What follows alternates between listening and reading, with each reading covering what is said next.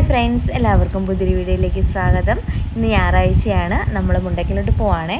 ചേച്ചിയും ഒടിവാവയും ലച്ചും എല്ലാം വന്നിട്ടുണ്ട്. അപ്പം ശനിയാഴ്ച വന്നിട്ടുണ്ടായിരുന്നു. അപ്പോൾ ചേച്ചി ഇന്നലെ വീട്ടിലോട്ട് വന്നിട്ടുണ്ടായിരുന്നു. ഞങ്ങൾക്ക് ഇന്നലെ കടയിലൊക്കെ പോകണമായിരുന്നു. അങ്ങനെ പോയിട്ടെല്ലാം വന്നിട്ട് ചേച്ചി വൈകുന്നേരമായപ്പോൾ അങ്ങ് പോയി. പിള്ളേരെ കൊണ്ടുവന്നിട്ടില്ലായിരുന്നു, അതുകൊണ്ട് പൊടിവാവയൊന്നും കണ്ടില്ല കേട്ടോ ഇതുവരെ.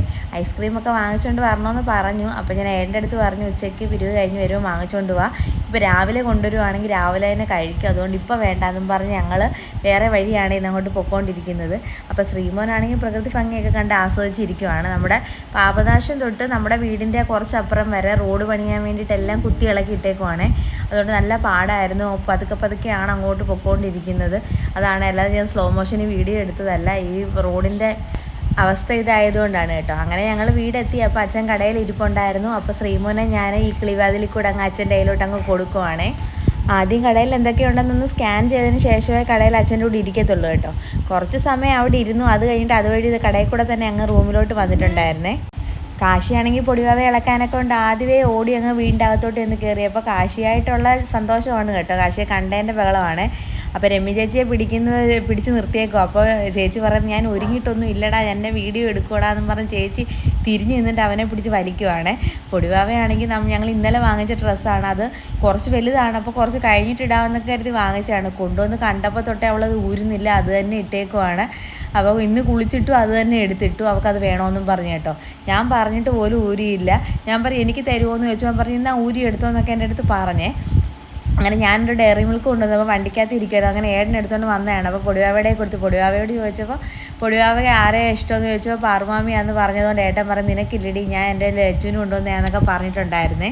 അപ്പോൾ അവൾ പറയുന്ന, എനിക്ക് എൻ്റെ പാറുമാമി വാങ്ങിച്ചു തരുമെന്നൊക്കെ പറഞ്ഞു. ഞാൻ പറഞ്ഞു, ഞാൻ കൊണ്ടുവന്ന് എൻ്റെ കൊച്ചിന് കൊടുക്കുന്നെന്ന് പറഞ്ഞുകൊണ്ടാണ് പൊടിവാവയ്ക്ക് കൊടുത്തത്.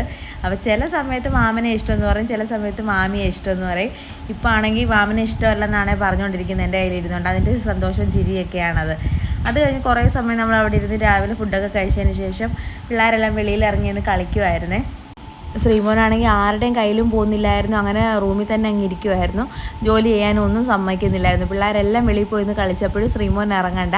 അങ്ങനെ ജ്യൂസ് പിള്ളേരെടുത്തോണ്ട് വേണമെന്നും പറഞ്ഞ് ബഹളമായിരുന്നു. അങ്ങനെ കാശ് കുടിച്ചിട്ടാണ് ഒരു ശകലം കൊണ്ട് ശ്രീമോന് കൊടുത്തത്. അതിനകത്തിലൊരു തുള്ളിയുള്ളായിരുന്നു. അങ്ങനെ പിന്നെ പൊടിവാവ ഇച്ചിരി ഒഴിച്ചു കൊടുത്തു. പൊടിവാവയ്ക്ക് ഇതൊന്നും ഇഷ്ടമല്ല, അവൾക്ക് ഗ്യാസ് ഉള്ളതൊക്കെ ഇഷ്ടം, അതുകൊണ്ട് കുറച്ചെങ്കിൽ തന്നിട്ടുണ്ടായിരുന്നു.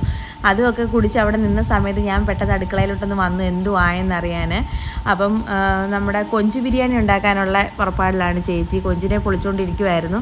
അരി അടുപ്പത്തിട്ടിട്ടും ഉണ്ടായിരുന്നു. അപ്പോൾ പിന്നെ ഞാൻ വന്ന് നോക്കി ഇവിടെ വെളിയിൽ എന്തുവാ സംഭവം എന്നറിയാൻ വേണ്ടി. അന്നേരം ഉടനെ ആ സൈക്കിളിൽ പിടിച്ചുകൊണ്ട് നിൽക്കുവാണ്. പൊടിവാവ ജന്മം ചെയ്താൽ അത് കൊടുക്കത്തില്ലായിരുന്നു. പിന്നെ ഞാൻ കുറച്ച് സമയം ഇരുത്തി. അപ്പോഴത്തേക്ക് ഏട്ടനും വന്നിട്ടുണ്ടായിരുന്നു.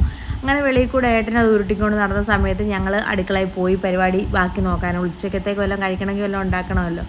അങ്ങനെ ചെന്നപ്പോഴത്തേക്ക് കൊഞ്ച് അരപ്പ് വരട്ടി ചേച്ചി വെച്ചിട്ടുണ്ടായിരുന്നു. അതിനെ ഞാൻ വറുത്തെടുത്തു. അത് കഴിഞ്ഞ് കൊഞ്ച് തികയാതെ വന്നപ്പോൾ പിന്നെ നമ്മൾ പോയി ചിക്കനൂടെ വാങ്ങിച്ചിട്ടുണ്ടായിരുന്നു. ഫ്രൈഡ് റൈസും ചിക്കൻ കറിയായിരുന്നേ. അങ്ങനെ എല്ലാവരും ഫുഡെല്ലാം കഴിച്ചിട്ട് ഞങ്ങൾ വീട്ടിലോട്ട് പോകാനായിട്ട് അങ്ങ് ഇറങ്ങി. കാശിക്ക് എക്സാം ആയതുകൊണ്ട് കുറച്ച് പഠിക്കാനുണ്ട്. അതുകൊണ്ട് നമ്മൾ ഉച്ച കഴിഞ്ഞപ്പോഴത്തേക്ക് നമ്മളിങ്ങനെ പോന്നിട്ടുണ്ടായിരുന്നു വീട്ടിലോട്ട്. അപ്പോൾ കാശിക്ക് വരാൻ ഒട്ടും മനസ്സില്ല, എല്ലാവരും ഉള്ളത് കൊണ്ട്. എങ്കിലും പറഞ്ഞ് സോപ്പിട്ട് എന്തായാലും ഇങ്ങനെ വീട്ടിലോട്ട് ഇങ്ങ് കൊണ്ടുവന്നിട്ടുണ്ടായിരുന്നു. ഈ കുറച്ച് ഭാഗത്തേ ഉള്ളൂ ഇങ്ങനെയുള്ള കുഴപ്പം, അത് കഴിഞ്ഞും നല്ല റോഡാണ് കേട്ടോ. അങ്ങനെ നമ്മൾ നമ്മുടെ വീട്ടിലോട്ട് ഇങ്ങ് എത്തിയിട്ടുണ്ട്. അപ്പോൾ ഇന്നത്തെ വീഡിയോ ഇത്രയൊക്കെ ഉള്ളൂ. വീഡിയോ ഇഷ്ടപ്പെട്ടെങ്കിൽ എല്ലാവരും ലൈക്ക്, ഷെയർ, സബ്സ്ക്രൈബ് ചെയ്ത് സപ്പോർട്ട് ചെയ്യുക. അപ്പോൾ പുതിയൊരു വീഡിയോ ആയിട്ട് വരുന്നത് വരെ tata bye bye, see U.